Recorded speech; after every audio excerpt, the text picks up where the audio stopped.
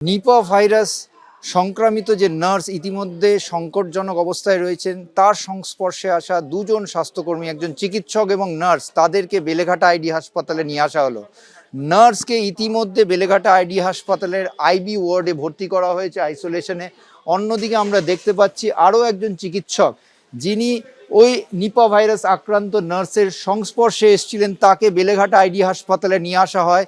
এমার্জেন্সিতে তাকে নিয়ে আসার পর তার শারীরিক অবস্থা যাচাই করা হয়। এমার্জেন্সির চিকিৎসকরা তাকে শারীরিক অবস্থা কেমন আছে সেটা দেখে এই মুহূর্তে আমরা দেখতে পাচ্ছি তাকে আইসোলেশন ওয়ার্ডে ভর্তি করার জন্য যে প্রক্রিয়া, সেই জায়গায় নিয়ে যাওয়া হচ্ছে, যাতে অন্যান্য রোগীদের সংস্পর্শে না এসে তাকে ভর্তি করা যায়।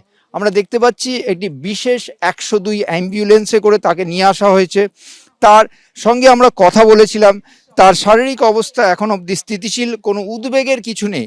তবে যেহেতু তিনি এই যে নার্স, যিনি নিপা ভাইরাস সংক্রামিত, তার সংস্পর্শে এসেছিলেন এবং তার শারীরিক অবস্থা সংকটজনক, এই চিকিৎসক এবং অন্য একজন নার্স যারা বর্ধমানে স্বাস্থ্য দপ্তরে কর্মরত, তাদেরকে এই যে আইসোলেশনে ভর্তি করার জন্য যে প্রক্রিয়া, সেই প্রক্রিয়াতে সুষ্ঠুভাবে করার জন্য তাদেরকে এখানে নিয়ে আসা হচ্ছে।